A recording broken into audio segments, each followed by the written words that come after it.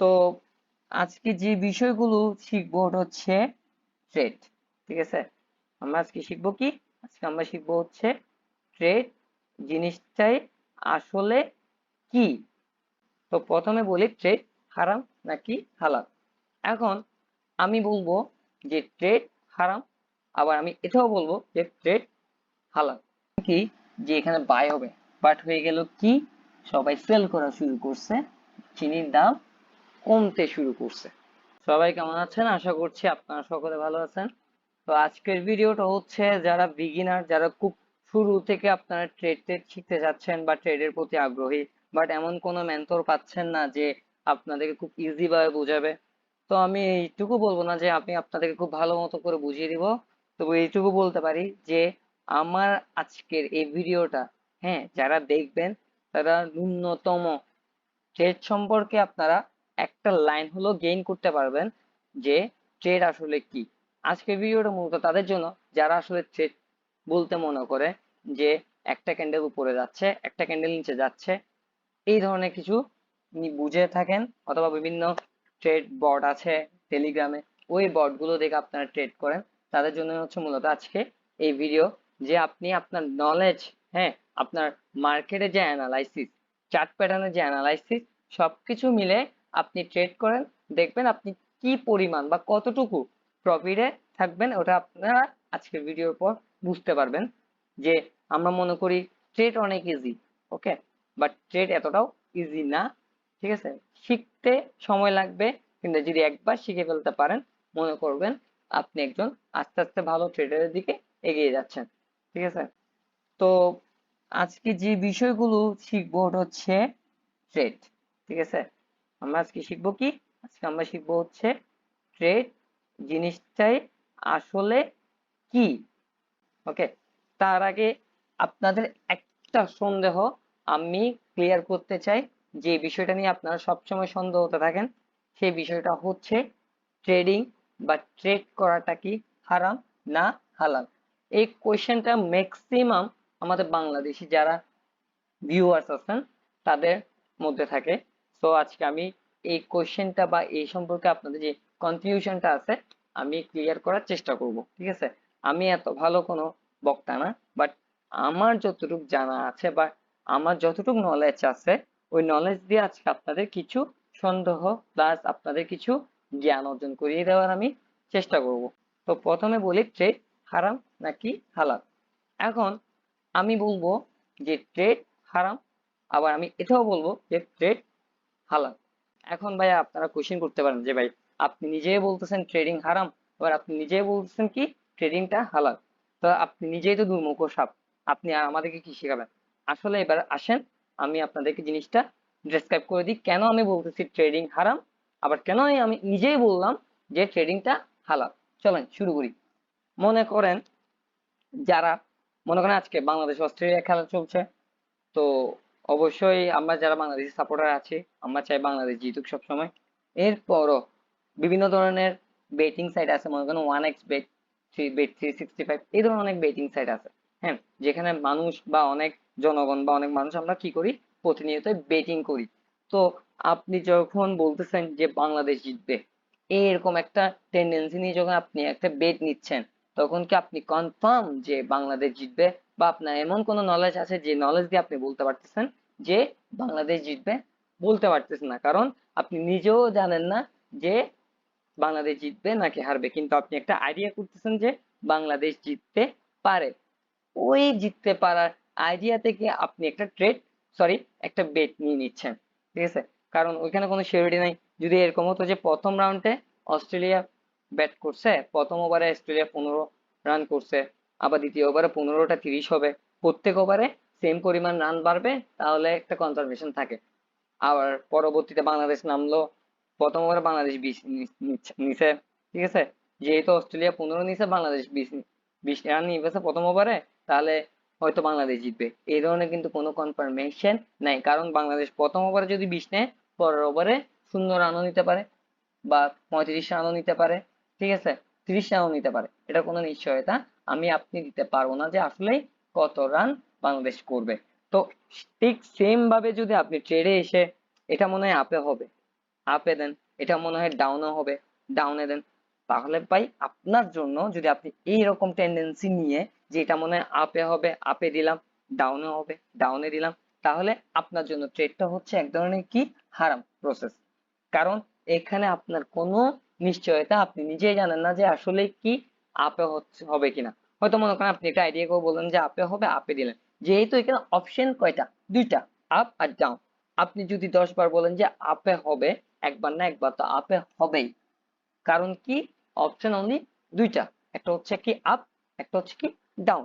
তো আপনি আপে চিন্তা করে যদি আপ হয়, ঠিক আছে, আপনার তো প্রতিবার এই নলেজটা কাজে আসবে না। কারণ আপনি নিজেও জানেন না একটা মার্কেটে কি কারণে আপ হয়, কি কারণে ডাউন হয়, এই ধরনের কোনো নলেজ আপনার নেই। সো আপনার জন্য ওই জায়গাতে ট্রেডিং হচ্ছে হারাম। ঠিক আছে, কখন আপনার কাছে হালাল হবে আমি এই জিনিসটা বুঝাই দিচ্ছি। মনে করেন আপনার থেকে একটা কাপড়ের দোকান বা একটা জুতার দোকান আছে, ঠিক আছে, সামনে মনে করেন ঈদ আসছে। এখন আপনি চিন্তা করলেন যেখানে পাইকারি আড়ত আছে, ঠিক আছে, আড়ত থেকে অবশ্যই কাপড় আনতে হবে, এনেই তো আপনি আপনার দোকানে সেল করবেন। ঠিক আছে, এখন আপনি কাপড় কিনতে গিয়ে চিন্তা করছেন কি যে গত বছর তো এই কাপড়টা ভালো চলছে, এই বছরও ওই কাপড়টা একটু কি বাড়িয়ে নি। হ্যাঁ, তাহলে আপনি গত বছরের যেটা আপনার মার্কেটিং বা বিজনেস অ্যানালাইসিস ছিল, ওই অ্যানালাইসিস আপনি কাজে লাগিয়ে আপনি এই বছর কিন্তু ওই কাপড়টা নিচ্ছেন। ঠিক আছে, তো এই বছরও যে ওই পরিমাণ কাপড়টা সেল হবে ওটা কিন্তু না। এই কথাটা বলার মানে হচ্ছে যে এই বছরও যে ওই পরিমাণ কাপড় সেল হবে তা কিন্তু না। এই কথাটা কেন বললাম, মার্কেটে আপনি একটা ব্যবসাতে কখনো 100% কোনো কিছু, আপনার একটা নতুন ব্যবসা বা আপনি একটা ব্যবসা করতে করতে করতে করতে অনেক এক্সপিরিয়েন্স, বাট আপনি কখনো বলতে পারবেন না যে আপনার ব্যবসায় আপনি একদিন 100% এই প্রোডাক্টটা নিয়ে প্রফিট করবেন। ঠিক আছে, তো ট্রেডিং হচ্ছে এক ধরনের ব্যবসা। ঠিক আছে, যারা মোটামুটি ট্রেড জানে তাদের জন্য হচ্ছে এটা এক ধরনের ব্যবসা। হ্যাঁ, তারা জানে যে এই জায়গায় সব অ্যানালাইসিস কাজ করতেছে, এই জায়গায় আমাকে একটা আপ ট্রেড দিতে পারে। কত পার্সেন্ট সিওরিটি?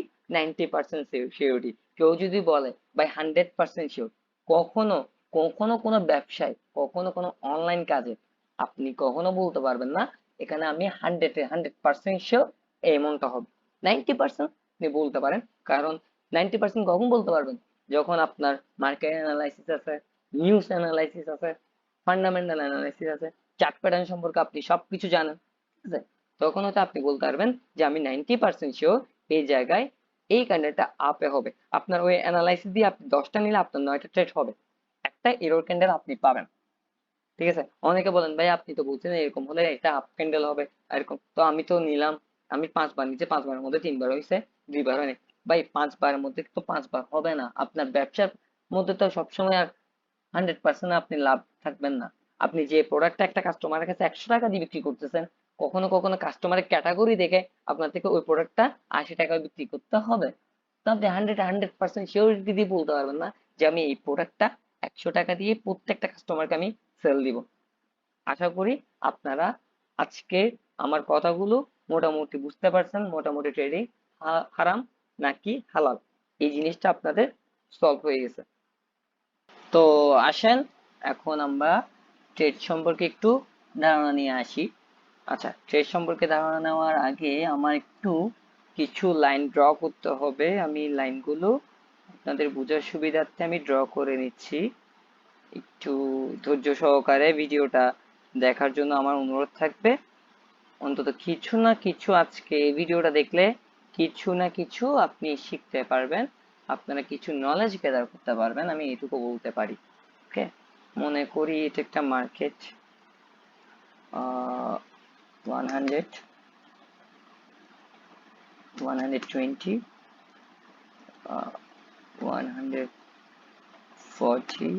160। ওকে, ডান। এখন বিষয়টা হচ্ছে যারা চট্টগ্রামে থাকেন তারা অনেকেই জানেন কিছুদিন আগে চট্টগ্রামে অ্যাসালোমে যেটা চিনির ফ্যাক্টরি ছিল, ঠিক আছে, যেটা অ্যাসালোমে চিনির ফ্যাক্টরি ছিল, ওই চিনির ফ্যাক্টরিতে কি হয়েছিল, আগুন লেগেছিল।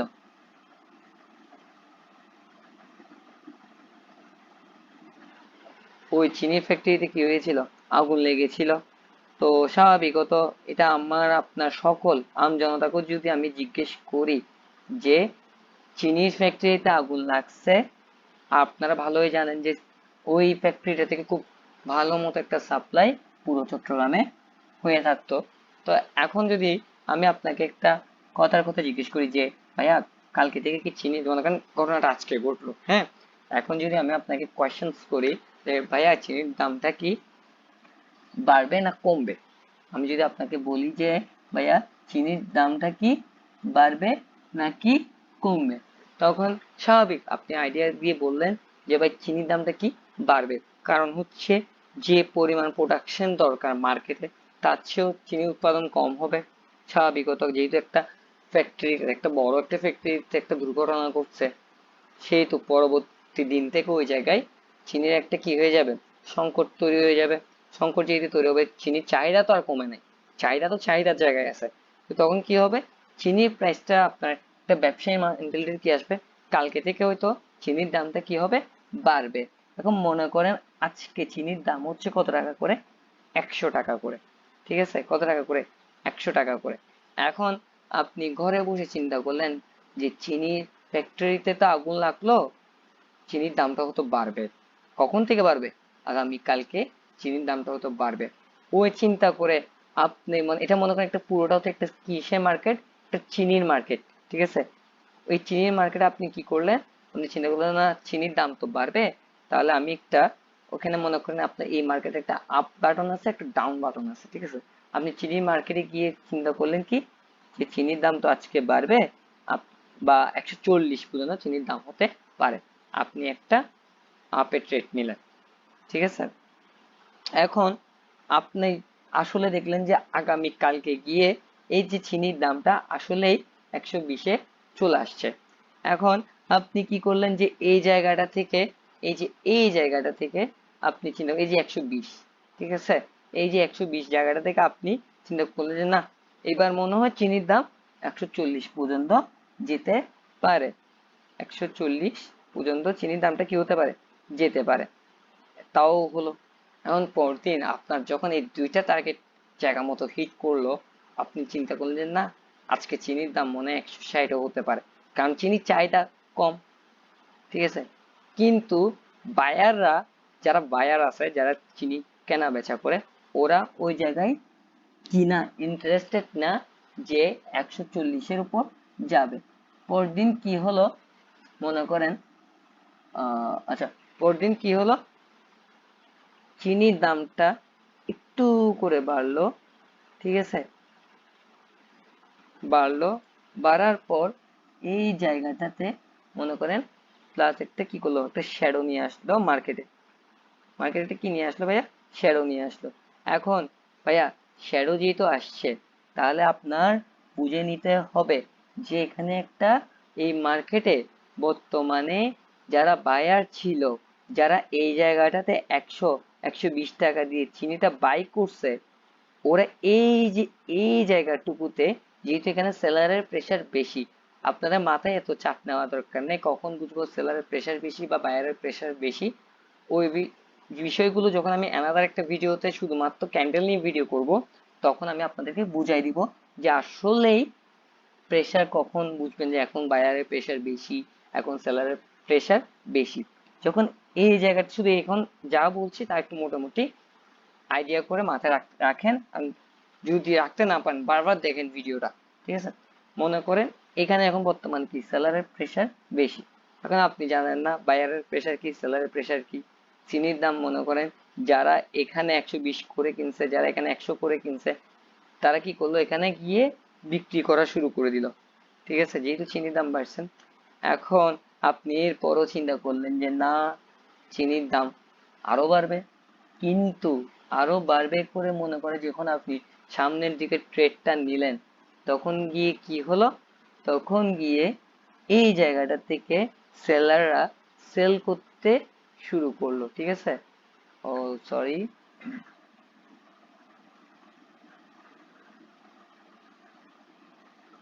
ওকে, এই জায়গাটা থেকে গিয়ে সেলাররা সেল করতে শুরু করলো, ঠিক আছে। তখন আপনি মনে করলেন কি যে সরি, আপনি মনে করলেন কি যে এখানে বাই হবে, বাট হয়ে গেল কি, সবাই সেল করা শুরু করছে, চিনির দাম কমতে শুরু করছে। ঠিক আছে, তো মার্কেটে আসলে এইভাবে ট্রেডিংটা হয়। ঠিক আছে, মার্কেটের ট্রেডিংটা কিভাবে হয়, ঠিক এইভাবে হয় যে আপনি, ওটা হচ্ছে আপনার এক ধরনের অ্যানালাইসিস যে চিনি ফ্যাক্টরিতে আগুন লাগছে, চিনির দামটা বাড়বে। তো আপনার ওই অ্যানালাইসিসটা ঠিক ছিল বিদায় আপনি এইখানে যে আপে ট্রেড নিলেন, ওই আপের ট্রেডে আপনি উইন। বাট এই জায়গাটাতে এসে আপনার কাছে কোনো অ্যানালাইসিস ছিল না আদৌ কি বাড়বে না আদৌ কি কমবে। হুম, তো এখানে যখন আপনি অ্যানালাইসিস করে নিছেন তখন আপনি জিতলেন। যখন আপনি এখানে কোনো অ্যানালাইসিস ছাড়া একটা আপের ট্রেড নিতে গেলেন, ঠিক আছে, যখন এই জায়গাটাতে আসছে, ঠিক আছে, দামটা যখন এই জায়গাটাতে আসছে, তখন দেখাই যাচ্ছিল যে লাস্ট পর্যন্ত কিন্তু এই জায়গা থেকে একটা কি আছে, সেলারের একটা প্রেশার আছে। ঠিক আছে, কিন্তু আপনি ওই জিনিসটা মেনটেন করেন নাই। আপনি ওই বললেন যে এখানে একটা আপে ট্রেড হবে, ঠিক আছে, না আপে ট্রেড হবে চিন্তা করে আপনি এখান থেকে একটা আপে ট্রেড নিয়েছেন, আর ট্রেডটা কোথায় নেমে আসছে, ডাউনে নেমে আসছে। সো আশা করি আজকে আপনাদেরকে ট্রেড সম্পর্কে আমি যতটুকু জানি, আমার যতটুকু নলেজ আছে, আমি আপনাদেরকে বোঝানোর চেষ্টা করছি। আশা করি আপনারা একটু না একটু অন্তত আমার এই যে পুরো 9-10 মিনিট ভিডিও থেকে একটা লাইন হলো আপনি কিছু শিখতে পারছেন। সো পরবর্তী ভিডিও যদি লাগে, যদি আপনারা আরো বিস্তারিত জানতে চান, বিভিন্ন ক্যান্ডেল সম্পর্কে যদি আইডিয়া পেতে চান, আপনারা অবশ্যই, বা বিভিন্ন ট্রেন্ড কোনটা আপ ট্রেন্ড কোনটা ডাউন ট্রেন্ড, খুব ইজি বিষয়। বাট এরপরও যদি আপনারা এটা নিয়ে একটা আলাদা কোনো ভিডিও চান, আমি অবশ্যই আপনাদেরকে ভিডিও করব আপনাদের জন্য। আর যারা ক্লাস করতে ইচ্ছুক, যারা কোর্স করে ট্রেড করতে ইচ্ছুক, তারা অবশ্যই আমাকে ইনবক্সে নক করবেন। আমি এতটুকু বলতে পারি, ভাই আপনি আমার কাছে কোর্স করছেন বলে এমন না যে আপনি ঈশ্বরচন্দ্র বিদ্যাসাগর পরিণত হয়ে গেছেন। ভাই ট্রেড শিখেন, ডেমোতে প্র্যাকটিস করেন, প্র্যাকটিস করতে করতে দেখবেন একদিন আপনি 10টা ট্রেডের মধ্যে 9টা আপনি এমনি উইন করতেছেন। ঠিক আছে, লোভ জিনিসটা আনা যাবে না, ইমোশন জিনিসটা আনা যাবে না। ইমোশনটাকে সবসময় কি করতে হবে, কন্ট্রোল করতে হবে। এরপরে দেখবেন আপনি উইন। হয়তো বা আপনি ওই যে যদি চিন্তা করেন আমি $50 ডিপোজিট করছি, আমি আজকে $50 তুলবো, মার্কেটে পড়ে থাকবো, ভাই কোনো রেজাল্ট আসবে না। অন্যদিকে দেখা যাবে আপনার ঘর বাড়ি সব বিক্রি করে দিতে হচ্ছে, বুঝছেন। যদি এই জিনিসটা আপনি নেশায় পরিণত করেন, অনেক ক্ষতি হওয়ার সম্ভাবনা হবে। ঠিক আছে, যেহেতু আপনারা ভিউয়ার্স একটা আশা নিয়ে আমার ভিডিওগুলো দেখতেছেন যে একটা ইনকাম সোর্স পাচ্ছেন, যেহেতু ভিউয়ার্স যারা আছেন, যারা এই ক্লাসগুলো দেখছেন, তারা অনেকের অনেক স্টুডেন্ট। সো ভাই আপনাদের যে অ্যামাউন্ট, আপনাদের কষ্টের পরিশ্রমের টাকাটা কোনোভাবে ক্ষতি হোক আমি চাই না। তাই বলছি, যদি কোর্স করেন তাহলে কোর্স করে প্র্যাকটিস করেন, নিজেকে আস্তে আস্তে প্রস্তুত করেন, এরপর আপনি ট্রেড করেন, ভাই আপনি জিতবেন। আমি বলছি আপনি জিতবেন, আপনি যদি নিজেকে কন্ট্রোল করে নিজে ইমোশনকে ধরে রাখতে পারেন। আপনার 1 বছর পর গিয়ে, আজকের 1 বছর পর গিয়ে আপনার টাকা কোথায় রাখবেন আপনি বিস্কুল পাবেন না। এইটুকুই বলার ছিল। আমার কথায় যদি আপনাদের যদি খারাপ লেগে থাকে, ভাই আমার কিছু করার নাই, বলতে হবে, কারণ আমি একজনে কি করতে পারবো না, ক্ষতি করতে পারবো না। তো সবাই ভালো থাকবেন, আর নেক্সট ভিডিওর জন্য অবশ্যই কমেন্ট করবেন।